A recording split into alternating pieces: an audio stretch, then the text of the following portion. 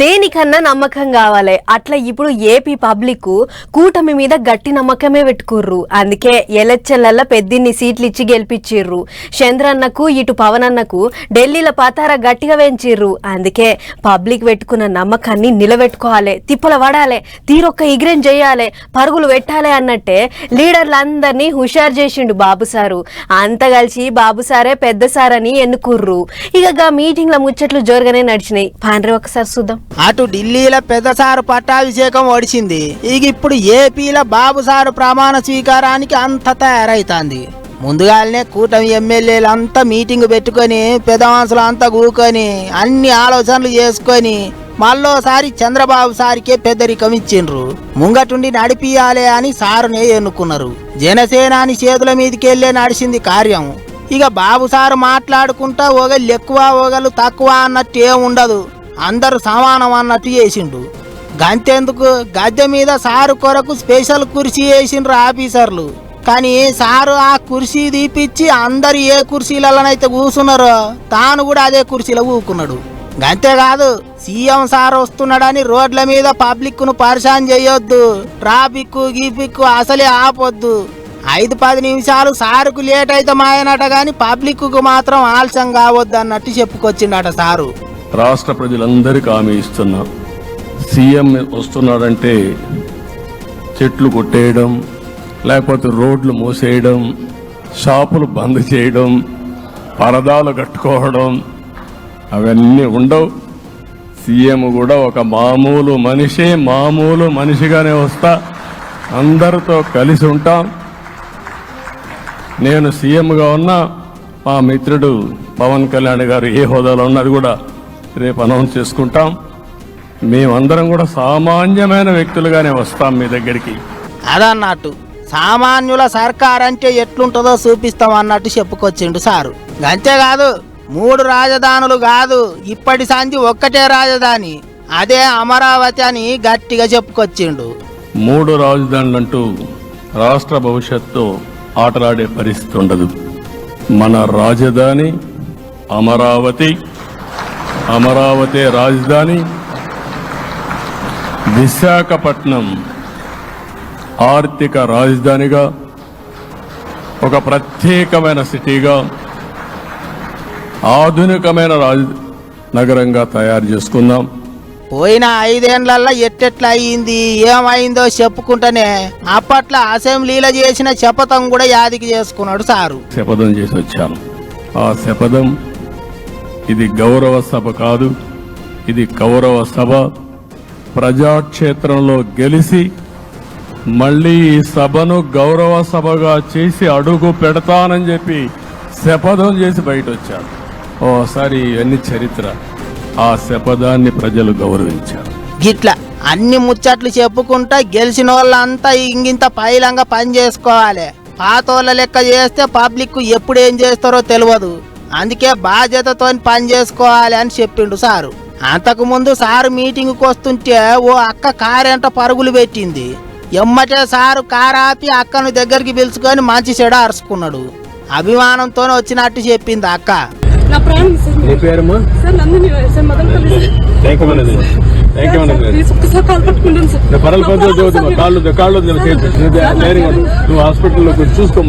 Sir. ఇక ప్రమాణ స్వీకారం ఒడిచినాక అసలు ఎన్ని అప్పులున్నాయి, ఎక్కడెక్కడికి వెళ్ళి తెచ్చిండ్రు ఆ లెక్కలన్నీ బయటికి తీసి చూస్తాడట సారు. కరెంటు బిల్లులు తగ్గించే ఇగురం కూడా చేస్తారట. మరి ఇక ఎట్టెట్ట అవుతుందో ఏమో చూసుకుంటూ పోవాలి.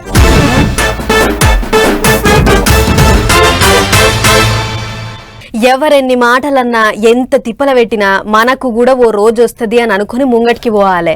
కష్టమో నష్టమో అందరినీ కలుపుకొని పోవాలి. అట్లా ఓపికతోని పనిచేసినందుకే, వెనుకకు తగ్గకుండా రాజకీయం చేసినందుకే ఇప్పుడు పవర్ స్టార్ పేరు అంతటా మారు మోగుతున్నది. సెంటర్లో మోడీ సారే పవన్ అంటే తుఫాను అని మెచ్చుకున్నాడు. ఇక ఇప్పుడు ఏపీలో కూడా సార్ పతార గట్టినే పెరిగింది అన్నట్టు గెలిచినాక సార్కు బాధ్యత ఇగింత పెరిగింది. ఇక చూడరు రాజకీయం ఆయనకేం తెలుసు అనేటోళ్ళు చాలా మంది. కానీ ఎలక్షన్ల ఫలితాలు వచ్చినాక ఇప్పుడు దేశం అంతా జనసేన అని పేరే మారుమోగుతున్నది. ప్రధానమంత్రి సారే పవన్ అంటే తుఫాను అని పొగిడిండు. ఎక్కడ తగ్గాలనో ఎక్కడ నెగ్గాలనో తెలిసిన లీడర్ అని అందరూ మెచ్చుకుంటారు. ఇక ఇప్పుడు కూటమి ఎమ్మెల్యేల మీటింగులో కూడా సారు ముచ్చట్లు చూసిన వాళ్ళు అవును కరెక్టే అనుకుంటారు. చాలా మాటలు ఇచ్చాం. ఇది కక్ష సాధింపులకి సమయం కాదు, ఇది వ్యక్తిగత దూషణలకి సమయం కాదు. ఇది 5 కోట్ల మంది పైగా ప్రజలు మన మీద నమ్మకాన్ని పెట్టుకున్నారు. మన మీద మనందరం ఉమ్మడిగా, మనందరం సమిష్టిగా ఆంధ్రప్రదేశ్ ప్రజలు ఏ అభివృద్ధి అయితే కోరుకుంటున్నారో మనందరం సమిష్టిగా దీన్ని ముందుకు తీసుకెళ్లాలి, అభివృద్ధి పథంలో నడిపించాలి. అంతేకాదు బాబు సారు చేతులు పట్టుకొని ఇక అంత సారు చేతులనే ఉన్నదన్నట్టు మాట్లాడిండు. జైల్లో ఉన్నప్పుడు ఎన్నెన్ని తిప్పల పడ్డాడో చెప్పుకొచ్చిండు. ఇది నేను ఆయన పక్కన పెట్టుకుని చెప్పాలి. ఆయన నలిగిపోయారు. జైల్లో చూశాను ఆయన. పాపం భువనేశ్వర్ గారి బాధను చూశాను. నేను అనుకున్నాను, అమ్మ మీరు కన్నీళ్ళు పెట్టుకోండి, మంచి రోజులు వస్తాయని చెప్పిన మంచి రోజులు వచ్చినాయి.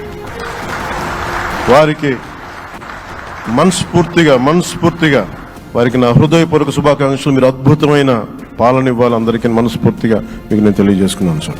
అటు బాబు సారు కూడా జనసేనాని మస్తు మెచ్చుకున్నాడు. ఆయన చేయబట్టే కూటమి అన్ని తీర్ల ముంగట పడ్డదన్నట్టు చెప్పుకొచ్చిండు. అంత మునుపు అనేక సందర్భాల్లో ప్రభుత్వ వ్యతిరేక ఓటు చేయకూడదని చెప్పారు. కానీ నన్ను చూసి బయటికి వెళ్ళిన తర్వాత ఈరోజు తెలుగుదేశం జనసేన పొత్తు పెట్టుకుంటున్నామని చెప్పిన మొదటి వ్యక్తి పవన్ కళ్యాణ్ గారు. అయితే ఒక మాట చెప్పాడు, బీజేపీతో పొత్తుంది, బీజేపీ తెలుగుదేశం జనసేన 3 పార్టీలు కలిసి పోటీ చేస్తామని కూడా చెప్పి మళ్ళీ ఆ ప్రయత్నం చేసి ఇగిదిట్లుంటే జనసేనానికి ఉప ముఖ్యమంత్రి పోస్ట్ ఇస్తున్నారని ఇప్పటికే అందరు అనుకుంటారు. 12న సారు కూడా ప్రమాణ స్వీకారం చేస్తాడా అంటున్నారు. అందుకే అభిమానుల సంబురం కాదు పోన్రి. ఈశ్వర్ రాయల్ అనే అభిమాని విజయవాడ దుర్గమ్మకు మొక్కు చెల్లించుకున్నాడు. మెజారిటీ గట్టిగా వస్తే మెట్ల పోయింటి పొర్లు దండాలు పెట్టుకుంటా కొండెక్కుతానని మొక్కిండాట. అట్లా ఇక ఎంత తిప్పలైనా సరే అభిమానం చూపించుకున్నాడు. ఇక అట్లుంటే మొత్తానికి జనసేనాని అందరి లెక్క తేలుస్తా అన్నట్టు సైకిల్ పార్టీ వాళ్ళకు పువ్వు పార్టీ వాళ్ళకు నడమ ఉండి లెక్కలు అన్ని తేల్చి అవసరమైనప్పుడు త్యాగాలు చేసి మరి కూటమికి గట్టి గెలుపు తీసుకొచ్చిండు అనుకుంటారు ఇప్పుడు అందరూ.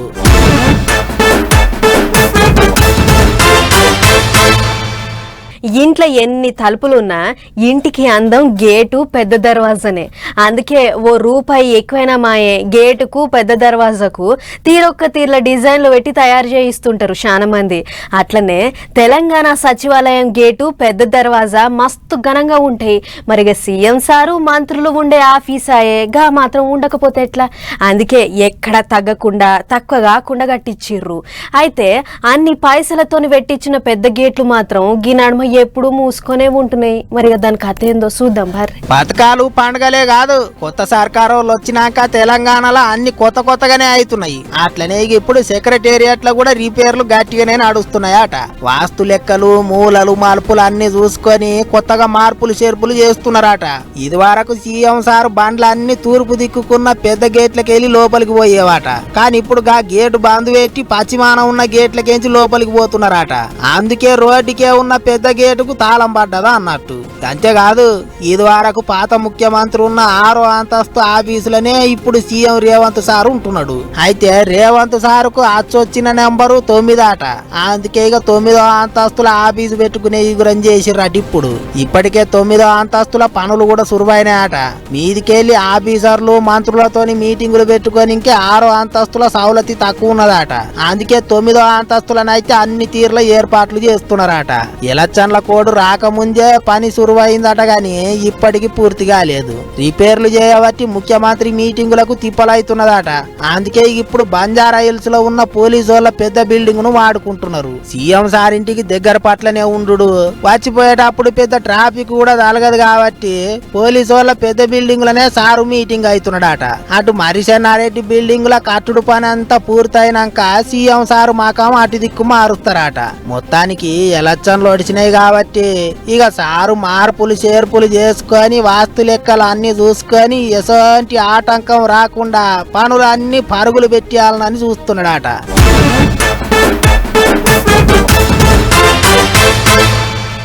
అట్లిట్లా ఓట్లు అయిపోయినాయి. కేంద్రంలో ఎన్డీఏ కూటమి అధికారంలోకి వచ్చింది.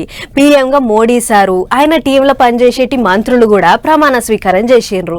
కూటమిలో ఉండేటి అన్ని పార్టీలతో కూర్చొని ఇచ్చారిచ్చి ఎవళ్ళెవళ్ళకి ఏ శాఖలు ఇయ్యాలనేటి ఆలోచన చేసి ఎవలదాలకు పంచిండు మోడీ సారు. అట్లా సెంటర్ మంత్రులుగా ఎవళ్ళెవళ్ళు బాధ్యతలు తీసుకుర్రో ఒక్కసారి చూసొద్దాం పారే. 9వ తారీఖు నాడు పొద్దుమూకి ప్రమాణ స్వీకారం చేస్తే 10వ తారీఖు నాడు తెల్లారితాలకనే పదవి బాధ్యతలు తీసుకున్నాడు ప్రధాని మోదీ సారు. అయ్యాల పొద్దుమూకే పార్టీ పెద్దోళ్ళందరినీ చుట్టుముట్టు కూసోబెట్టుకొని ఎవలెవలికి ఏ శాఖలు ఇయ్యాలని ఈచారణ చేసిండు. మళ్ళా తెల్లారెమ్మట్లనే శాఖలన్నీ విడుదల చేసిండు ప్రధాని సారు. అట్టా హోం శాఖ ఎప్పట్లెక్కనే అమిత్ షా సార్కి ఇస్తే ఆయన కింద పని చేసేందుకు సహాయక హోంశాఖ మన తెలంగాణ లీడర్ బండి సంజయ్ సార్కి ఇచ్చారు. మంగళవారం నాడు మంచి ముహూర్తం చూసుకొని బాధ్యతలు తీసుకుంటున్నట్టు రిజిస్టర్ల సంతకాలు చేసిండు అమిత్ షా సారు. వైద్య శాఖ మంత్రి జేపీ నడ్డా బాధ్యతలు తీసుకుంటున్నట్టు పుస్తకం మీద సంతకాలు చేస్తే వ్యవసాయ శాఖ మంత్రి చౌహాన్ ఈ నాయకునికి కొబ్బరికాయ కొట్టి రిజిస్టర్ల సంతకం పెట్టిండు. పార్లమెంటు వ్యవహారాల శాఖ మంత్రి కిరణ్ రిజిజు, విదేశాంగ మంత్రి ఎస్ జైశంకర్, న్యాయ శాఖ మంత్రి అర్జున్ రామ్ మేఘ్వాల్, కార్మిక శాఖ మంత్రి మన్సుఖ్ మాండవీయ, అటవీ శాఖ మంత్రి భూపేంద్ర యాదవ్, కరెంటు మంత్రి మనోహర్ లాల్ ఖట్టర్, రైళ్ల మంత్రి అశ్విని వైష్ణవ్, నీళ్ల మంత్రి సిఆర్ పాటిల్, పిఎంఓ శాఖ మంత్రి జితేంద్ర సింగ్, సమాచార శాఖ మంత్రి ఎల్ మురుగన్, చదువుల మంత్రి జయంత్ చౌదరి, ఎరువులు రసాయనాల శాఖ సహాయ మంత్రి అనుప్రియ పాటిల్, పర్యాటక శాఖ మంత్రి సురేష్ గోపి ఇట్ట చాలా మంది దానిక ఒక మంగళవారం నాడే బాధ్యతలు తీసుకున్నారు. ఎవరి సీట్ల వాళ్ళు కూర్చొని పుస్తకాలలో సంతకాలు పెట్టారు. ఇగిటు మన తెలుగు రాష్ట్రాలకేంచి 5 సెంటర్ల మంత్రులైతే కింజారపు రామ్మోహన్ నాయుడు బుధవారం నాడు పదవి బాధ్యతలు తీసుకుంటాడట. అటు రోడ్ల మంత్రి నితిన్ గడ్కరీ సార్ కూడా బుధవారం నాడే సీట్ల కూర్చుంటాడట. ఇది ఇటు కూటమి పోతుల సెంటర్ల 71 మందికి శాఖలు పంచితే పెద్ద పెద్ద శాఖలని పువ్వు పార్టీ వాళ్ళ కాన్నే పెట్టుకుంటారట. అందులో రాజ్నాథ్ సింగ్, అమిత్ షా, నితిన్ గడ్కరీ, నిర్మలా సీతారామన్, ఎస్ జైశంకర్, అశ్విని వైష్ణవులకు కొత్త ఏం కాకుండా పోయిన పారిచ్చిన పాత శాఖలనే ఇచ్చిండట మోదీ సారు. మరి చూడాలే తదిమ మంత్రులు ఎప్పుడు డ్యూటీలకు ఎక్కుతారనేదిగా.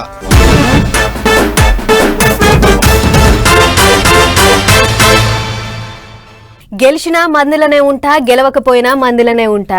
ఓట్ల ముందు పబ్లిక్ల తిరిగి ఓట్లు ఒడిచినాయని పోకుండా ఊకోను. మా పార్టీ అధికారంలోకి వచ్చినా రాకున్నా నేను పబ్లిక్ ఏం తిప్పలున్నా అరుచుకుంటా అన్నట్టే చేస్తుండు రాహుల్ గాంధీ సారు.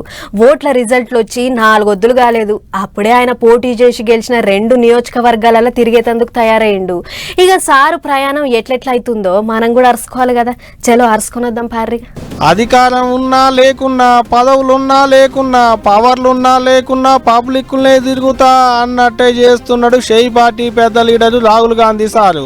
ఓట్ల ముంగట్నే కాదు, ఓట్లు ఓడిచినాక కూడా పబ్లిక్లనే తిరుగుతా, పబ్లిక్ తిప్పలంతా అరుచుకుంటా అన్నట్టే ఆయన గెలిచిన రాయ్బరేలీ ఓయనాల్లో తిరిగేతందుకు తయారైతుండు. అట్ట మంగళవారం నాడు షెల్లె ప్రియాంకని తీసుకొని రాయ్బరేలీకి పోయిండు రాహుల్ సారు. పనిల పని అని పువ్వు పార్టీ వాళ్ళను పొట్టు పొట్టు చాపించిండు. वाराणसी में जान बचा के निकले हैं प्रधानमंत्री, और मैं आपको कहता हूं और बहन से कह रहा हूं, अगर ये लड़ जाती वाराणसी में, अगर ये लड़ गई होती तो आज हिंदुस्तान के प्रधानमंत्री 2-3 लाख वोटों से वाराणसी का चुनाव हार जाते.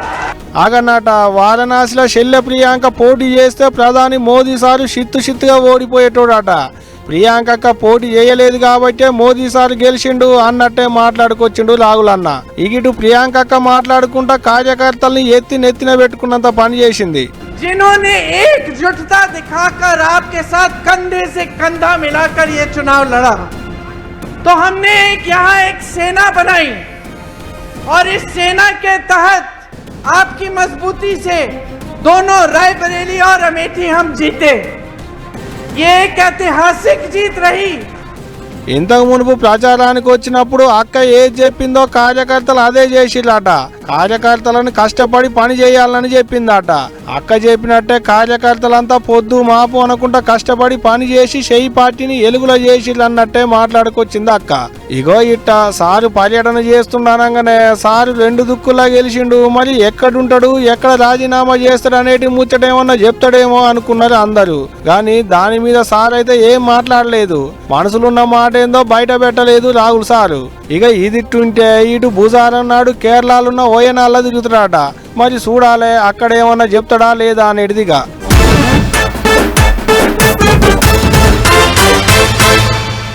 మా ఊళ్ళో ఓ తాగుబోతు రావడుండు, ఎప్పుడు చూసినా తాగుతూనే ఉంటాడు.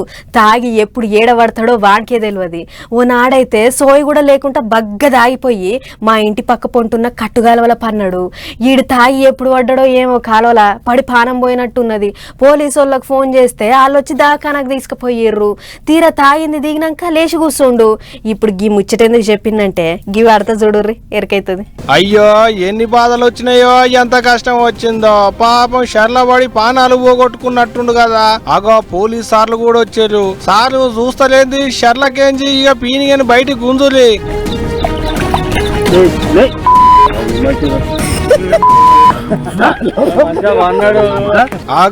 అదేంది షర్లకేంచి బయటికి గుంజంగానే లేచి కూర్చున్నాడు. ఒలెక్కో షర్ల మునిగి ఒడ్డు కొట్టుకొచ్చిన శవం అనుకుంటాం కదా. మంచిగానే ఉన్నాడు, భజన అడిగేస్తున్నాడు. గా నడక చూస్తుంటే బగ్గ అయినట్టే ఉన్నాడు కదా. యాపాటిది అయినవురా వారి కాదాను కాకుంటే మరి గట్లెందుకు వండుకున్నావు రా వారి. చల్లదనానికి ఎండకు చేయలేక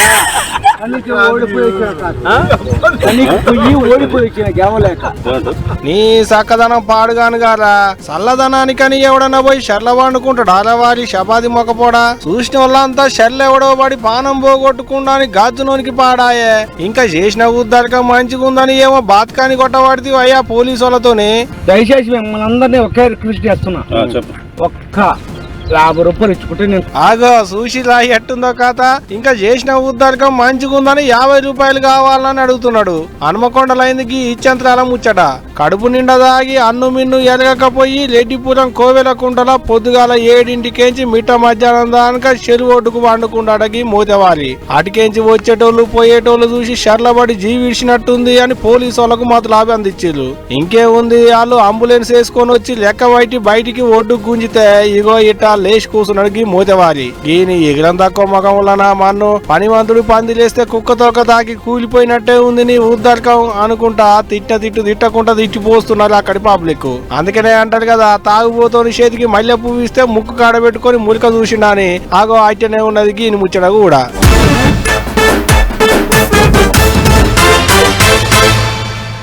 ఎండాకాలం తాతిళ్ళు ఒడిచి ఇక బళ్ళు చాలైతున్నాయి. ఇప్పటికే అయ్యవ్వలు పొల్లగాండ్లకు ఏ బళ్ళు వేయాలి, ఏడ మంచి చదువు చెప్తారు, సర్కార్ బళ్ళకు తోలాలా ప్రైవేట్ బళ్ళకు తోలాలా, గిట్ల తీరు ఆలోచనలు చేస్తుంటారు.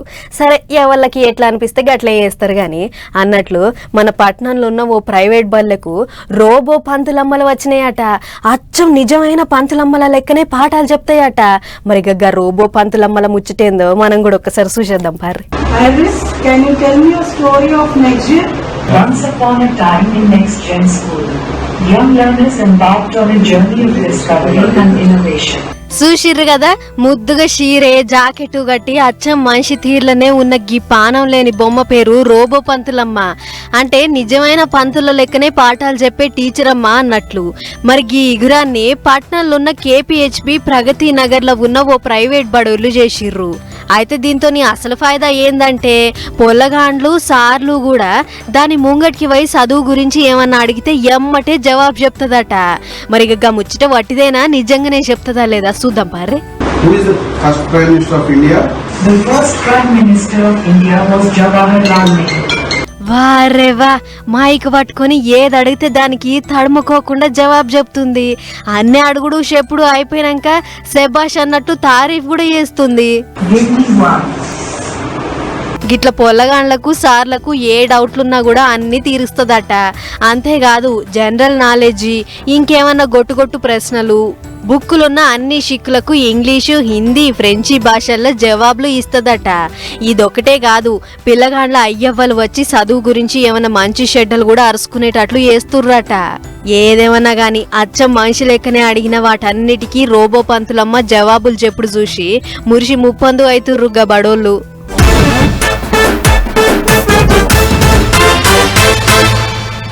మొన్న డ్యూటీ కాడ జర్రంత ఆలస్యమే చీకట్లో ఇంటికి ఒక్కదాన్నే పోతున్నా. మా బజార్ సందుకాడికి పోగానే ఒక పిల్లి కీసమని కీకలు పెట్టుకుంటా ఒక్కటేసారి నా ముంగటికించి ఉరికింది.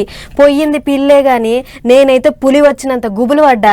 సరే నా ముచ్చట అట్లా పెట్టుర్రు గాని మొన్న మోడీ సార్ ప్రమాణ స్వీకారం చేసేటప్పుడు కూడా అచ్చం గిసొంటి ముచ్చటే ఒకటి అయిందట. మరి ఇంతకు ఆడ కనబడ్డ జీవేంది, అట ఇంకా ఏమని పుకారు లేపిర్రు అనేది ఒక్కసారి అరుసుకున్నద్దాం పార్రి. దేశానికే ప్రథమ పౌరులు రాష్ట్రపతి. మరి రాష్ట్రపతి ఉండే ఇల్లంటే ఎట్లుంటది? ఎటు చూసినా పోలీసోళ్లు బుడ్డ కెమెరాలతోని సెక్యూరిటీ బందోబస్తు ఉంటది. పెద్దోళ్ళు తిరిగే జాగ కాబట్టి శివ చిట్టుకుమన్న ఎమ్మటే ఎరకైతది. మరి గంత సెక్యూరిటీ ఉండంగా కూడా ఆడికి ఓ జీవి ఏ పర్మిషన్ లేకుండా వచ్చింది. మూడో తప్ప ప్రధాన మంత్రిగా మోడీ సార్ ప్రమాణం చేసేటప్పుడు గీ ఇచ్చంత్రమైన ముచ్చటయ్యింది. రాష్ట్రపతి ముర్ము మేడం మాట్లాడుతుంటే వెనకపోటి ఓ పిల్లి ఉరికిందట. ఇక అది చూసిన అంటి ముట్టనోళ్ళు పడని పార్టీలు ఆగో రాష్ట్రపతి భవన్ కు పులొచ్చిందని పుకార్ లేపిర్రాట. గంత సెక్యూరిటీ ఉంటే పులెట్లా వచ్చింది, అసలు ఆడ సెక్యూరిటీ ఉందా లేదా అన్నట్లు మాట్లాడిర్రాట. చూడుర్రి, నిజం అంగి లాగేసుకుని బయటకొచ్చే లోపు అబద్ధం అన్ని ఆడకట్టలు తిరిగొచ్చిందన్నట్లు ఈ ముచ్చట అటు ఇటు పోయి సోషల్ మీడియాలో పూట్ అయిందట. ఇక ఈ ముచ్చట మీద రాష్ట్రపతి భవన్ అధికారులు అసలు ముచ్చట తెల్లజెప్పిర్రట. ప్రమాణం కార్యం అయ్యే సమయంలో ఏమైందో మా తాన అన్ని రికార్డులున్నాయి. వచ్చింది పులి కాదు, అది పిల్లి. ఇంకేమన్నా అనుమానం ఉంటే చూసుకోర్రి అన్నట్లు పిల్లి ఫోటో కూడా ఇడిచిర్రట. గిట్ల వెనక ముందు చూడకుండా బట్టగాల్చి మీదేసే పనులు బంద్ చేసుకోవాలి. ఇక అది అసలు మంచి పద్ధతి కాదు అన్నట్లు సురుకులు పెట్టిందట. గిట్ల అసలు ముచ్చట తెలియక ఇన్నొద్దుల సంది గుసగుసలు పెట్టుకుంటున్న అందరి నోళ్లు మూపిచ్చిందట. ఇక ఇప్పటికైనా అది పులి కాదు పిల్లే అని ఒప్పుకుంటారో, లేకుంటే మేం పట్టుకున్న కుందేలకు 3 కాళ్ళు అన్నట్లు అది పులే అని ఇంక అట్లనే గుడ్డెద్దు పోకడా పోతారో చూడాలే అని అంటుర్రు ఈ ముచ్చట చూసిన పబ్లిక్.